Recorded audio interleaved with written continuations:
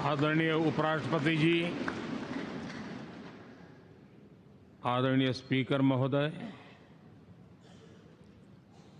मंच पर विराजमान सभी वरिष्ठ महानुभाव और 140 करोड़ देशवासियों के प्रतिनिधि, सभी माननीय सांसदगण, आपको और देशवासियों को गणेश चतुर्थी की अनेक अनेक शुभकामनाएं।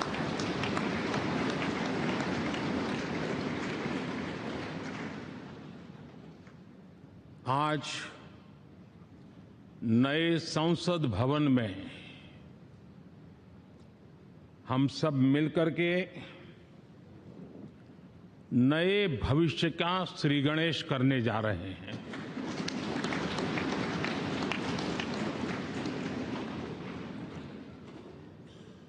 आज हम यहां विकसित भारत का संकल्प दोहराना, फिर एक बार संकल्पबद्ध होना और उसको परिपूर्ण करने के लिए जी जान से जुटने के इरादे से नए भवन की तरफ प्रस्थान कर रहे हैं।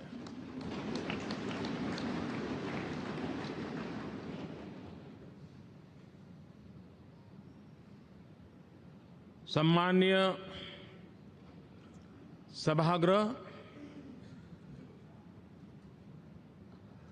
ये भवन और उसमें भी ये सेंट्रल हॉल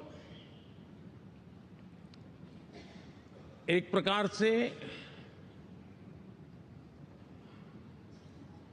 हमारी भावनाओं से भरा हुआ है। हमें भावुक भी करता है और हमें हमारे कर्तव्य के लिए प्रेरित भी करता है। आजादी के पूर्व ये खंड एक प्रकार से लाइब्रेरी के रूप में इस्तेमाल होता था, लेकिन बाद में संविधान सभा की बैठकें यहां शुरू हुई और उन संविधान सभा की बैठकों के द्वारा गहन चर्चा विचारणा कर करके हमारा संविधान यहीं पर आकार लिया। यहीं पर 1947 में अंग्रेजी हुकूमत ने सत्ता हस्तांतरण किया, उस प्रक्रिया का भी साक्षी हमारा ये सेंट्रल हॉल है। इसी सेंट्रल हॉल में भारत के तिरंगे को अपनाया गया, हमारे राष्ट्रगान को अपनाया गया और ऐतिहासिक अवसरों पर आजादी के बाद भी सभी सरकारों के दरमियान अनेक अवसर आए जब दोनों सदनों ने मिलकर के यहां पर भारत के भाग्य को गढ़ने के पर विचार किया, सहमति बनाई और निर्णय भी किए। 1952 के बाद दुनिया के करीब 41 राष्ट्राध्यक्षों ने इस सेंट्रल हॉल में हमारे सभी माननीय सांसदों को संबोधित किया है।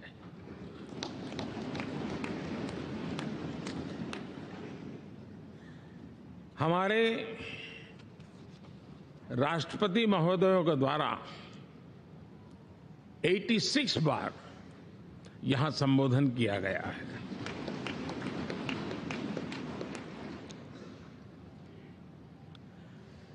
बीते 7 दशकों में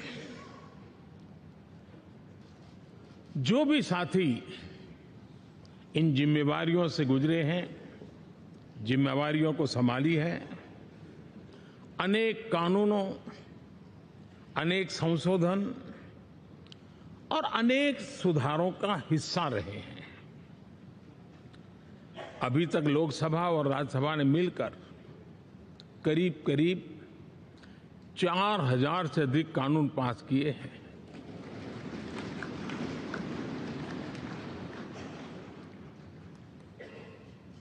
और कभी जरूरत पड़ी तो ज्वाइंट सेशन के माध्यम से भी कानून पारित करने की दिशा में रणनीति बनानी पड़ी और उसके तहत भी दहेज रोकथाम कानून हो, बैंकिंग सर्विस कमीशन बिल हो, आतंक से लड़ने के लिए कानून हो, ये संयुक्त सत्र में पास किए गए हैं, इसी गृह में पास किए गए। इसी संसद में मुस्लिम बहन बेटियों को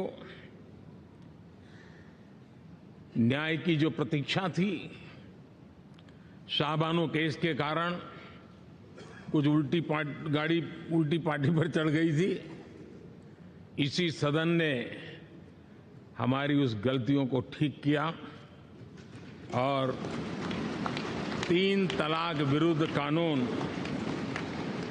हम सब ने मिलकर के पारित किया। संसद ने बीते वर्षों में ट्रांसजेंडर को न्याय देने वाले कानूनों का भी निर्माण किया। इसके माध्यम से हम ट्रांसजेंडर के प्रति सद्भाव और सम्मान के भाव के साथ उनको नौकरी, शिक्षा, स्वास्थ्य, बाकी जो सुविधाएं हैं, एक गरिमा के साथ प्राप्त कर सके, इसकी दिशा में हम आगे बढ़े।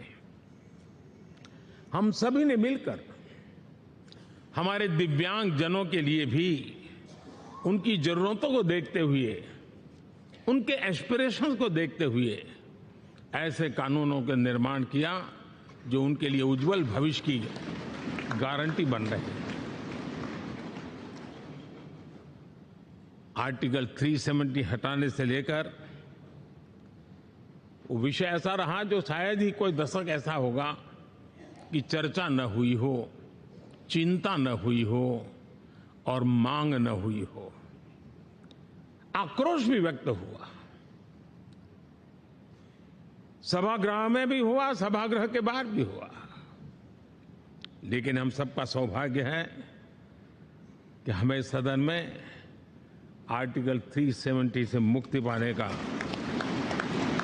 अलगाववाद, आतंकवाद के खिलाफ लड़ाई लड़ने का एक बड़ा महत्वपूर्ण कदम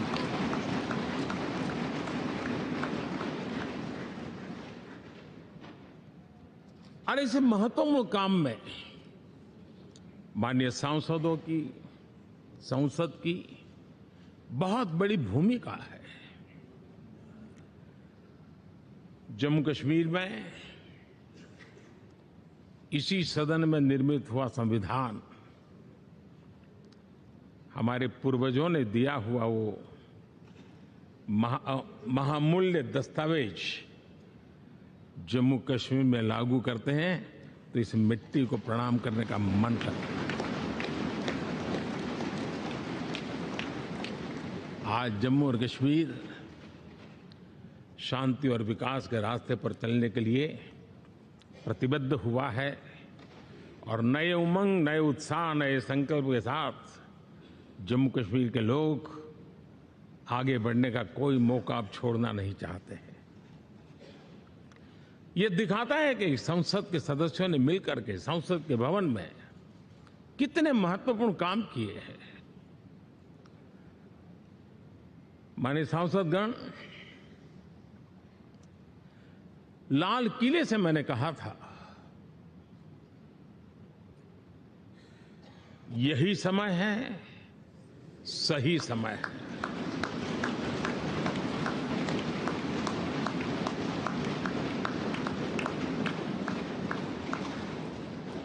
एक के बाद एक घटनाओं की तरफ हम नजर करेंगे। हर घटना इस बात का गवाह दे रही है कि आज भारत एक नई चेतना के साथ पुनर्जागृत हो चुका है।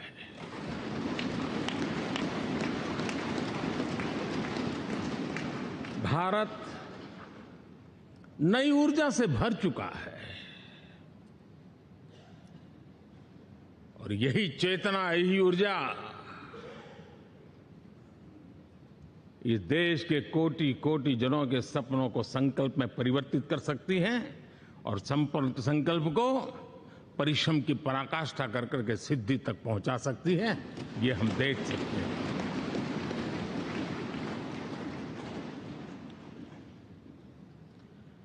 और मेरा विश्वास है, देश जिस दिशा में चल पड़ा है, इच्छित परिणाम अवश्य प्राप्त होंगे।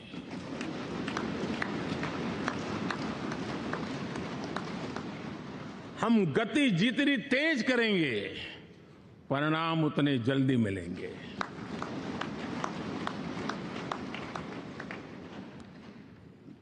आज भारत 5वीं अर्थव्यवस्था पर पहुंचा है, लेकिन पहले 3 में पहुंचने के संकल्प के साथ बढ़ रहा है।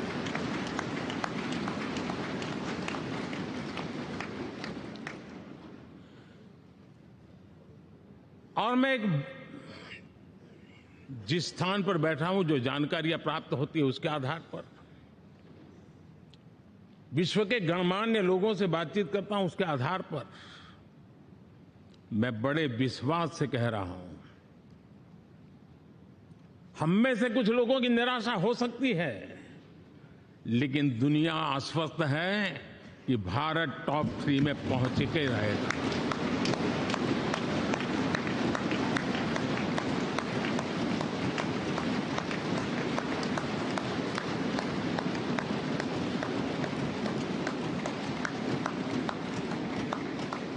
भारत का बैंकिंग सेक्टर आज अपनी मजबूती के कारण से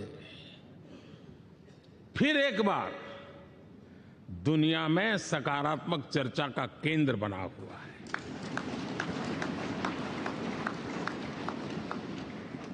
भारत का गवर्नेंस का मॉडल, यूपीआई, डिजिटल स्टैक, मैं इस G20 में भी देख रहा था, मैंने बाली में भी देखा। टेक्नोलॉजी की दुनिया को लेकर के भारत का नौजवान जिस प्रकार से आगे बढ़ रहा है, पूरे विश्व के लिए कौतुक भी है, आकर्षण भी है और स्वीकृति भी है।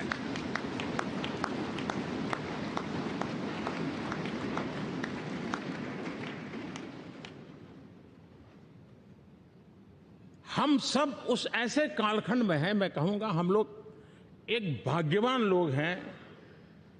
ऐसी भाग्यवान समय में हमें कुछ दायित्व निभाने का अवसर आया है और हमारा सबसे बड़ा भाग्य है कि आज इंडियन एस्पिरेशंस उस ऊंचाई पर हैं जो शायद पिछले 1000 साल में नहीं रहे होंगे।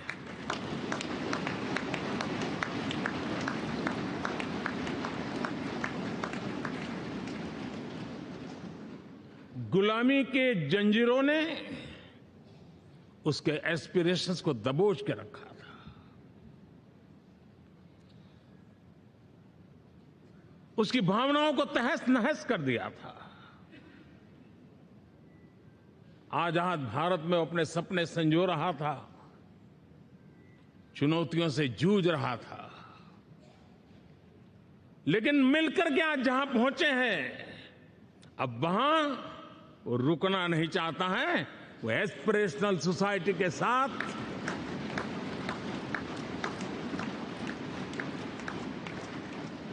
नए लक्ष्य गढ़ना चाहता है।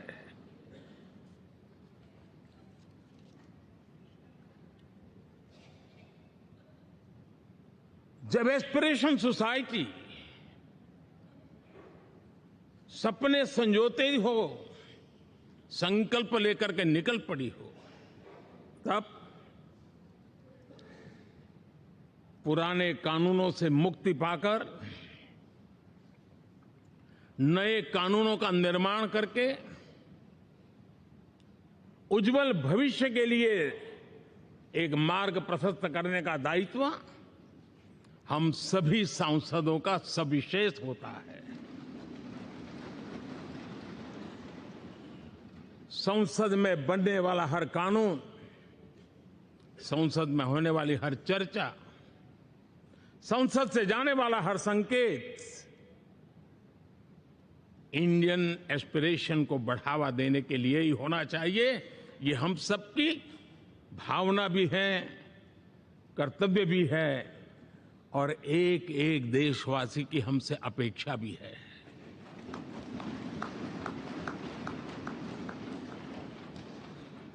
हम जो भी रिफॉर्म करें उसके मूल में इंडियन एस्पिरेशन सबसे सर्वोच्च पद पर होना चाहिए, प्राथमिकता पर होना चाहिए।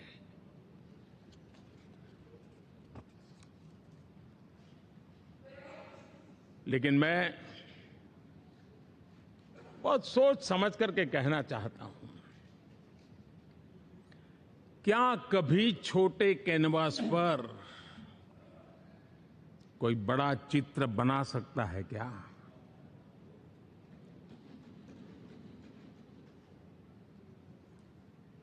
जैसे छोटे कैनवास पर बड़ा चित्र नहीं बन सकता, वैसे हम भी अगर हमारे सोचने के कैनवास को बड़ा नहीं कर सकते तो भव्य भारत का चित्र भी हम नहीं अंकित कर सकते।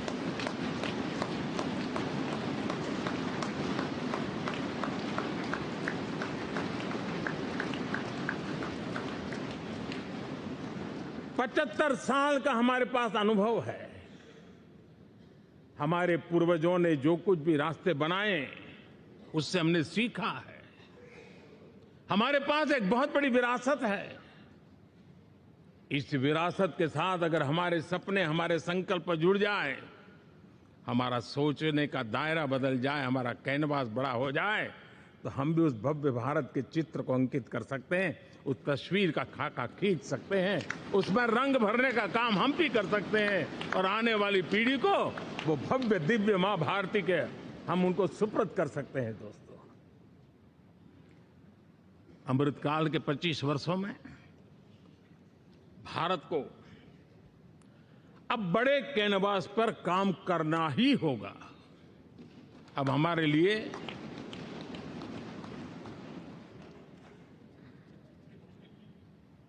छोटी छोटी चीजों में उलझना वो वक्त चला गया है। हमें आत्मनिर्भर भारत बनाने के लक्ष्य को सबसे पहले परिपूर्ण करना चाहिए और हमसे शुरुआत होती है, हर नागरिक से शुरुआत होती है। और आज दुनिया में भी एक समय ऐसा था कि लोग मुझे कहते थे, हमारे बड़े बड़े बुद्धिजीवी और अर्थशास्त्री लिखते थे कि मोदी आत्मनिर्भर की बात करता है तो मल्टीलेटरलिज्म के सामने चुनौती तो बन नहीं जाएगा, ग्लोबल इकोनॉमी के जमाने में ठीक तो नहीं होगा। लेकिन 5 साल के भीतर भीतर देखा, दुनिया भारत के आत्मनिर्भर मॉडल की चर्चा करने लग गई है।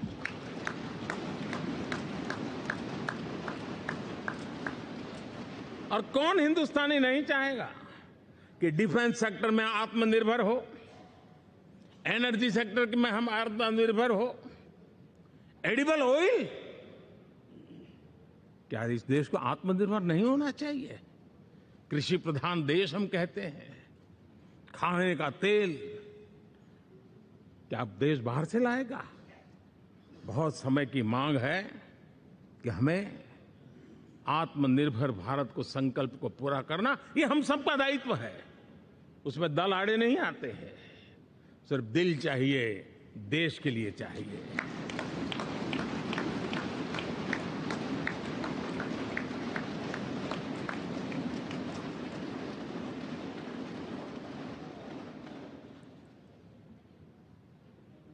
हमें अब मैन्युफैक्चरिंग सेक्टर में दुनिया में सर्वश्रेष्ठ बनने की दिशा में ही कदम रखने होंगे। और मैंने एक बार लाल किले से कहा था, जीरो डिफेक्ट जीरो इफेक्ट।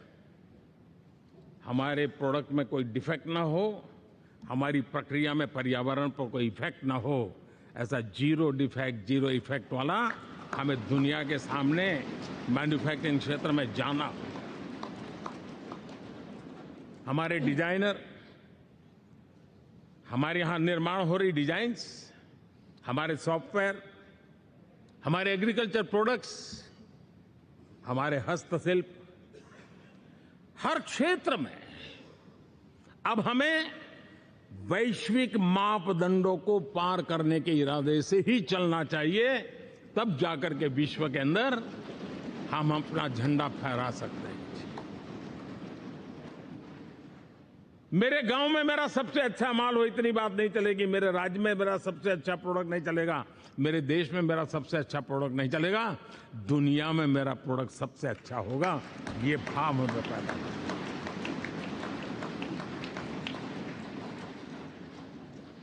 हमारी यूनिवर्सिटीज दुनिया के अंदर टॉप रैंकिंग में आए, अब इसमें हमें पीछे नहीं रहना है। हमारे शिक्षा जगत को नई नेशनल एजुकेशन पॉलिसी मिली है, एक खुलापन है, सर्व स्वीकृत बनी है, उसके सहारे अब हमें चल पड़ना है। और दुनिया के टॉप मोस्ट यूनिवर्सिटीज में अभी जब G20 में विश्व के मेहमान आए तो मैंने नालंदा की एक तस्वीर रखी थी वहां, और जब मैं दुनिया को कहता था 1500 साल पहले मेरे देश में दुनिया की उत्तम से उत्तम यूनिवर्सिटी हुआ करती थी, तो उन सुनते ही रह जाते थे। लेकिन हमें उसे प्रेरणा लेनी है, पर प्राप्त तो अभी करके रहना है, ये हमारा संकल्प होना है। आज हमारे देश का नौजवान खेल जगत के अंदर दुनिया में हमारी पहचान बना रहा है। टियर 2, टियर 3 सिटी से, गांव, गरीब परिवारों से, गांव से देश के नौजवान, देश की बेटे बेटियां आज खेलकूद के जगत जीवन में हमारा नाम रोशन कर रही है। लेकिन देश चाहता है और देश का संकल्प होना चाहिए कि अब खेलकूद के हर पोडियम पे हमारा तिरंगा भी लहराता होगा।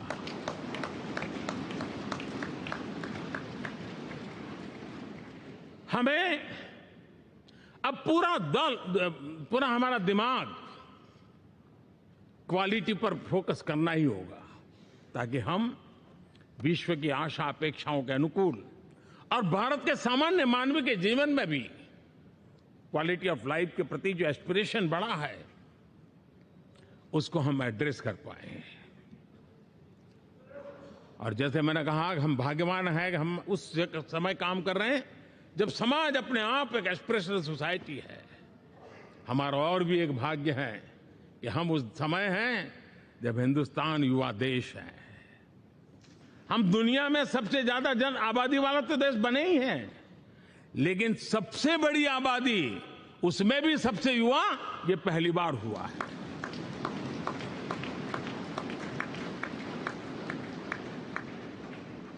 जिस देश के पास ये युवा शक्ति हो, युवा सामर्थ्य हो, तब हमें उसकी टैलेंट पे भरोसा है, हमें उसकी संकल्प शक्ति पे भरोसा है, उसकी साहस में हमें भरोसा है। और इसलिए हम चाहते हैं कि दुनिया में भारत का युवा अग्रिम पंक्ति में नजर आना चाहिए, वो स्थिति पैदा होनी चाहिए। आज पूरी दुनिया को स्किल्ड मैन पावर की बहुत बड़ी जरूरत है, और भारत विश्व की इस आवश्यकता की पूर्ति के लिए अपने आप को सज्ज कर सकता है और उन आवश्यकताओं को पूरी कर करके दुनिया में अपनी एक जगह भी बना सकता है। और इसलिए विश्व में उनकी आवश्यकता के लिए किस प्रकार के मैन पावर की जरूरत है, किस प्रकार के उनको ह्यूमन रिसोर्स की जरूरत है, उस स्किल मैपिंग का काम भी चल रहा है और उस स्किल मैपिंग के अनुसार भारत के अंदर स्किल डेवलपमेंट की तरफ हम बल दे रहे हैं। और जितना ज्यादा हम स्किल डेवलपमेंट पर बल देंगे, भारत के नौजवानों का सामर्थ्य विश्व में अपना डंका बजाने में कोई कमी नहीं रखेगा। और हिंदुस्तानी जहां गया है उसने अच्छाई की छाप छोड़ी है, कुछ कर गुजरने की छाप छोड़ी है। ये सामर्थ्य हमारे अंदर पहले से पड़ा हुआ है और हमारे पहले जो लोग गए हैं उन्होंने इससे छवि भी बना के रखी हुई है। आपने देखा होगा पिछले दिनों करीब 150 नर्सिंग कॉलेज एक साथ खोलने का निर्णय किया। पूरे दुनिया में बहुत बड़ी रिक्वायरमेंट है नर्सिंग की। हमारी बहन, हमारी बेटियां, हमारे बेटे उस क्षेत्र में दुनिया में पहुंच सकते हैं, आसानी से पहुंच सकते हैं। पूरे विश्व की जरूरत है और ये तो मानवता का काम है जिसमें हम पीछे नहीं रहेंगे। आज मेडिकल कॉलेजेस का इतना व्यापक रूप से निर्माण, देश की आवश्यकता तो पूरी करनी ही करनी है, दुनिया की आवश्यकताओं में भी योगदान दे सकते हैं। कहने का तात्पर्य यही है, हर छोटी चीज पर बारीकी से ध्यान देते हुए, उस पर अपना ध्यान केंद्रित करते हुए हमें आगे बढ़ना है।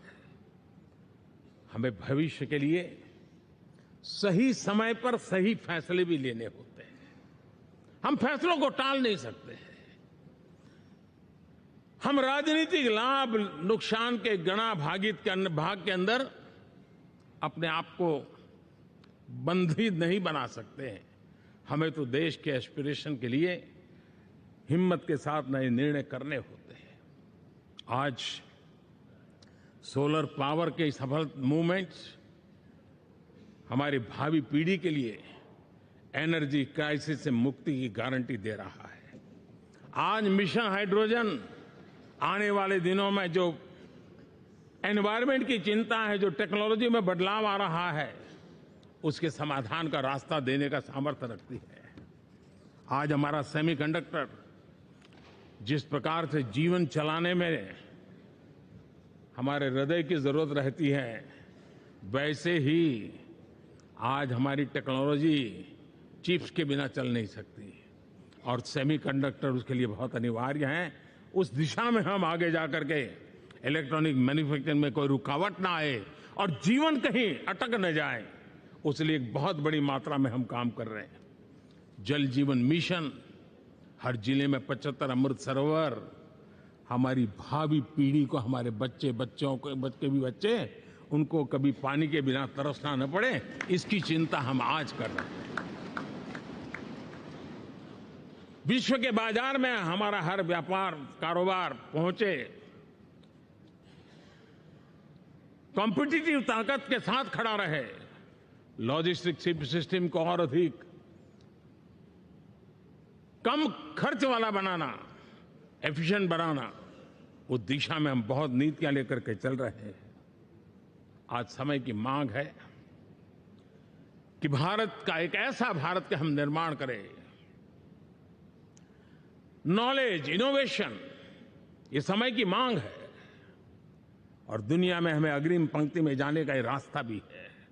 और इसलिए पिछले हमने समय नेशनल एजुकेशन पॉलिसी के साथ साथ टेक्नोलॉजी के बढ़ावे के लिए हमने रिसर्च और इनोवेशन का एक कानून भी पारित किया है, ताकि हमारे देश के नौजवानों को इस इनोवेशन के और चंद्रयान 3 की सफलता के बाद देश के नौजवानों के मन में विज्ञान की तरफ आकर्षण बढ़ रहा है। हमें मौका गंवाना नहीं है। हमारी युवा पीढ़ी को हमने रिसर्च और इनोवेशन के लिए पूरे अवसर देने हैं और इस इकोसिस्टम को बनाने के लिए हमने एक उज्जवल भविष्य के निर्माण की नींव रखी है।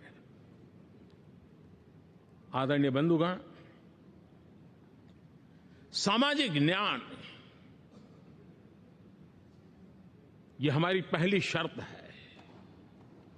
बिना सामाजिक न्याय, बिना संतुलन, बिना समभाव, बिना समत्व हम इच्छित परिणामों को घर के भीतर प्राप्त नहीं कर सकते। लेकिन सामाजिक न्याय की चर्चा बहुत सीमित बन के रह गई। हमें उसको व्यापक रूप में देखना होगा। हम किसी गरीब को कोई सुविधा दें, किसी समाज में दबे कुचले व्यक्ति को कोई सुविधा दें, वो तो सामाजिक न्याय की एक प्रक्रिया है। लेकिन उसके घर तक पक्की सड़क बन जाए ना, वो भी सामाजिक न्याय के लिए उसको मजबूती देती है। उसके घर के नजदीक में बच्चों के लिए अगर स्कूल खुल जाए तो वो भी उसको सामाजिक न्याय की मजबूती देती है। उसको बिना खर्च अगर आरोग्य में समय की जरूरत पड़े वो मिले, तब जाकर के सामाजिक न्याय की मजबूती मिलती है। और इसलिए जिस प्रकार से समाज व्यवस्था में सामाजिक न्याय जरूरत है, वैसा ही राष्ट्र व्यवस्था में सामाजिक न्याय की आवश्यकता है। अब देश का कोई हिस्सा पीछे रह जाए, अविकसित रह जाए, ये भी सामाजिक न्याय के खिलाफ है। दुर्भाग्य से देश का पूर्वी इलाका, भारत का पूर्वी भाग जो समृद्धि से भरा हुआ है, लेकिन वहां के नौजवानों को रोजगार के लिए दूसरे इलाके में जाना पड़ रहा है। ये स्थिति हमें बदलनी है। हमारे देश के उस पूर्वी भाग को, इलाका को समृद्ध बना करके सामाजिक न्याय की मजबूती भी हमने देनी है। असंतुलित विकास, शरीर कितना भी स्वस्थ क्यों न हो, लेकिन एक उंगली को भी अगर लकवा मार गया है तो शरीर स्वस्थ नहीं माना जाता है।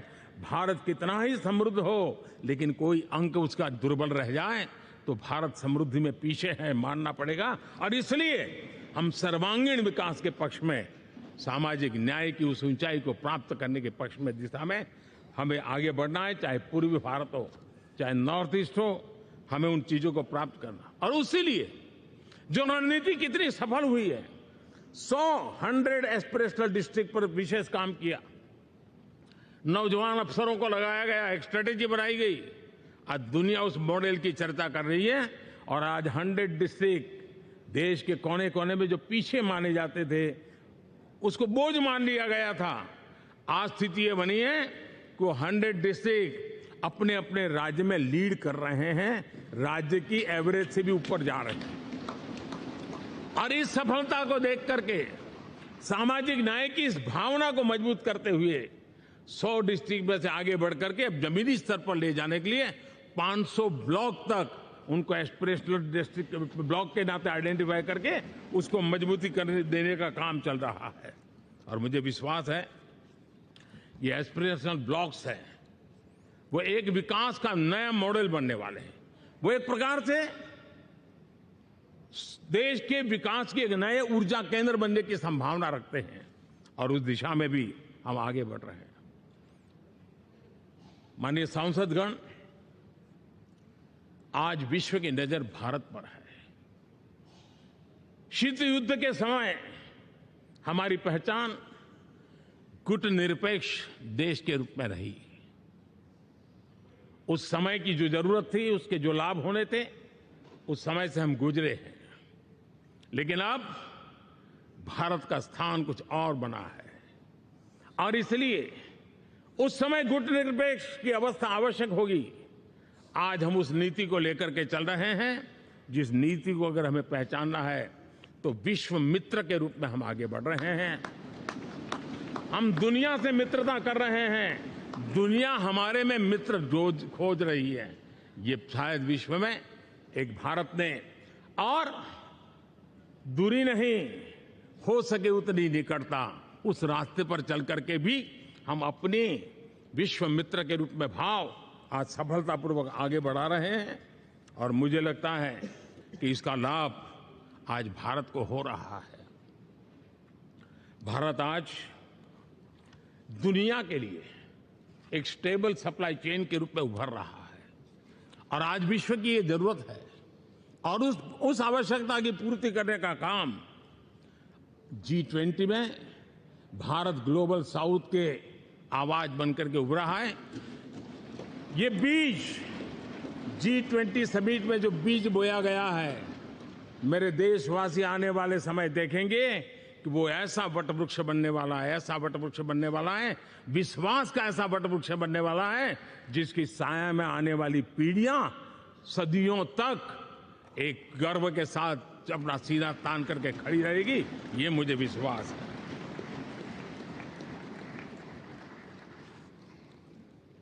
इस G20 में एक बहुत बड़ा काम हमने किया है, बायोफ्यूल अलायंस का।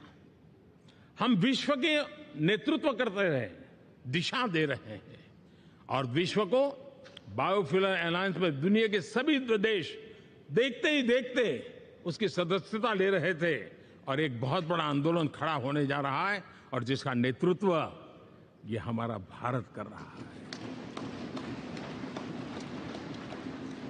छोटे छोटे महाद्वीप, उनके साथ भी आर्थिक कॉरिडोर बनाने की दिशा में हमने बड़ी मजबूती के साथ कदम उठाए हैं। आदरणीय बंधुगण, आदरणीय उपराष्ट्रपति जी, आदरणीय स्पीकर महोदय, आज हम यहां से विदाई लेकर के नए भवन में जा रहे हैं, संसद के नए भवन में बैठने वाले हैं और ये शुभ है, गणेश चतुर्थी के दिन बैठ रहे हैं।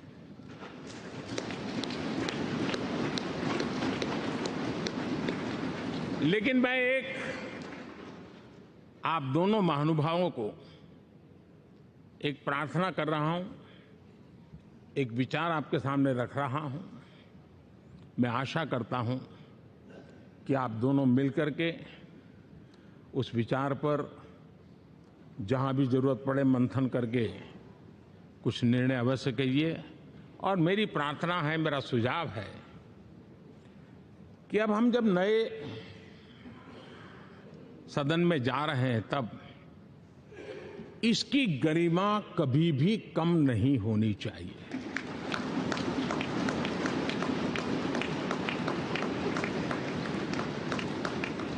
इसे सिर्फ पुरानी पार्लियामेंट कहकर के छोड़ दें, ऐसा नहीं होना चाहिए।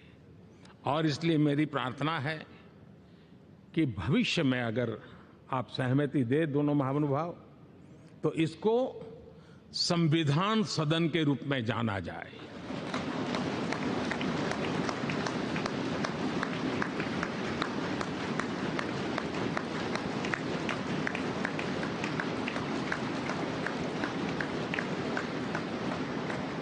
ताकि ये हमेशा हमारे रक्षा के लिए हमारी जीवन प्रेरणा बनी रहेगी।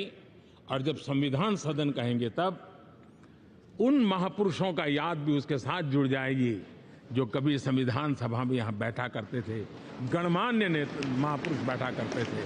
और इसलिए भावी पीढ़ी को ये तोहफा भी देने का अवसर हमें जाने नहीं देना चाहिए। मैं फिर एक बार इस पवित्र भूमि को प्रणाम करता हूं। यहां पर जो तपस्या हुई है, जन कल्याण के लिए संकल्प हुए हैं, इसको परिपूर्ण करने के लिए 7 दशक से भी अधिक समय से जो पुरुषार्थ हुआ है, उन सबको प्रणाम करते हुए मैं मेरी वाणी को विराम देता हूं और नए सदन के लिए आप सबको शुभकामनाएं देता हूं। बहुत बहुत धन्यवाद।